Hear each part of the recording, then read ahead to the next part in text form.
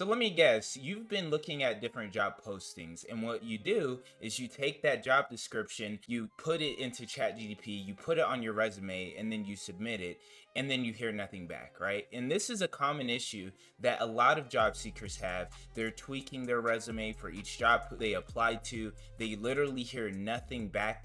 They don't even get rejection emails. And then eventually you just get frustrated and get to a point where you just start mass applying using Easy Apply or just using AI to auto apply for you.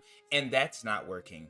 Well, this video, I want to actually walk you through why you're not even getting any responses, why you've been wasting your time tinkering your resume to each job description, at least in the way that you've been doing it. And the reason I know this is because number one, I talk to a lot of job seekers. Number two, I used to be unemployed myself, so I understand the process. I understand what it's like to be in this phase. And so I want to take this approach for you, right? I want to have kind of a 50-50 perspective on this. I think 50% of it is your fault, and I think 50% is the employer's fault. So what do I mean? Where is the employer's blame? The employers are typically posting these jobs, and then they don't even close the job applications, and because they don't close it, you're not rejected from it, right? Which is really weird because they will hire people and then they will keep the job open even though there's nothing available. And the reason they do this is because sometimes it can help with turnover. If someone that they just hired quits quickly, or if someone else on the team quits, they have 1,000 applicants that they could reach out to, and it's really ranked. They have like a ranking system with these ATS systems, so they can pick the top 10 candidates, go through them, interview them, and then be able to hire someone in a quicker manner. And another thing that, people miss, that job seekers typically miss, is that it is a hard process to find the right person to hire. I mean, for me as a business owner, right, I typically hire virtual assistants to help me with work. And I can tell you it's not a very easy process.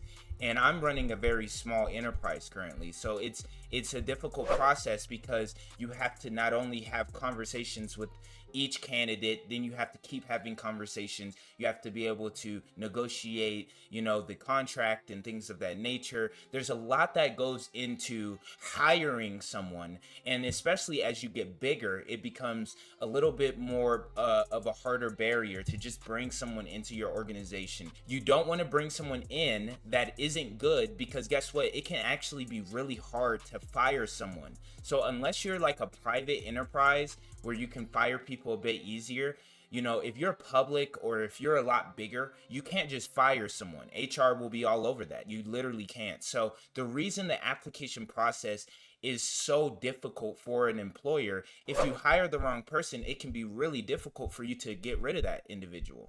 And the other 50% of the blame is on you, because you're just applying to jobs that are not even relevant to your experience. You're a marketing major and you're applying to finance-based jobs. That makes no sense. That will not work. You will not get the results you want to see doing that. But that's what happens when you get desperate and you get to a point where you're tired of rejection emails. You're tired of all of these different factors that's restricting you from getting a job. And so the better way to do this is to create a very strong list of your top 15 companies that you would either want to work for, have prior relationships with, and just do a better job at sourcing the opportunities. Like, it's not as simple as just you type in, finance, opportunities, and that's it. No, you need to really understand that company and understand, number one, are they even hiring anymore? Number two, what is that role even like? So it's kind of like this, right? Imagine you want to start dating, right? And you want to get into a serious relationship. What would be your best options? Is it to go to the bar? Are you going to find your girlfriend or boyfriend at a bar? Maybe, you might. But it's going to be a lot harder to get into a relationship. You might get a short-term commitment, but would you really get a long-term commitment from someone you meet at the bar or a club? Probably not. But if you instead met someone through your friend, or you go to class with someone and you're in class with them every day, or you work with someone every day, it's way more likely you get into a relationship with those people because you're actually connecting with them. It's not just a one-off, I see you at the bar and that's it. I never see you again. No, it's like I see you every day. We go to class every day, or we go to work every day, and all of a sudden now we become attracted to each other and start dating, right? And that's really what the job market is. I mean, if you think about it, the job market is the same exact situation, just with money involved. You know, you have a company and you want to initiate a relationship with this company, right? But the problem is that they don't know you from a can of paint. They don't know you. They don't know if you're qualified. They don't know if you're a scammer. They don't know anything about you. And so you send them a message online, or you send them an email, and they're like, who is this person? Like, why should we trust that this would be the person that can help us, right? They'd rather go hire their uncle's daughter or uncle's son, or people that are they're more familiar with. And so all you have to do is break down this familiarity layer, right? You have to break this lack of trust that they have of you. So when you first reach out to someone on LinkedIn, they don't know you. They might not be as likely to want to hire you. But guess what?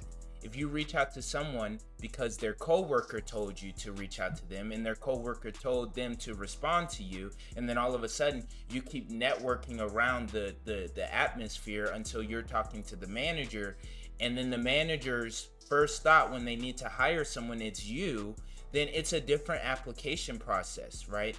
And so what I'm asking you to do is do a better job at sourcing these opportunities, sourcing the companies that you might have some familiarity with, whether that's, you know, someone that, you know, works at the company and they went to your school, or you're a part of a group or organization that individual that's hiring was involved in, like you're in the same fraternity, or you're both black, or you're both Mexican, or you're both the same race, or just something that's in common with the individuals. Build relationships off of that, and you're gonna see a way higher chance of success in your job search, rather than just tweaking your resume using AI, trying to convert this system. You know, it's just not gonna work. It's not gonna get you to where you need. So I hope you guys enjoyed this video. If you guys need help, you know, building your career plan and actually getting these jobs that you've been wanting, make sure you book a call with me. You can see the link in the bio. Other than that, I hope you guys enjoyed the video, and make sure you guys stay in scope.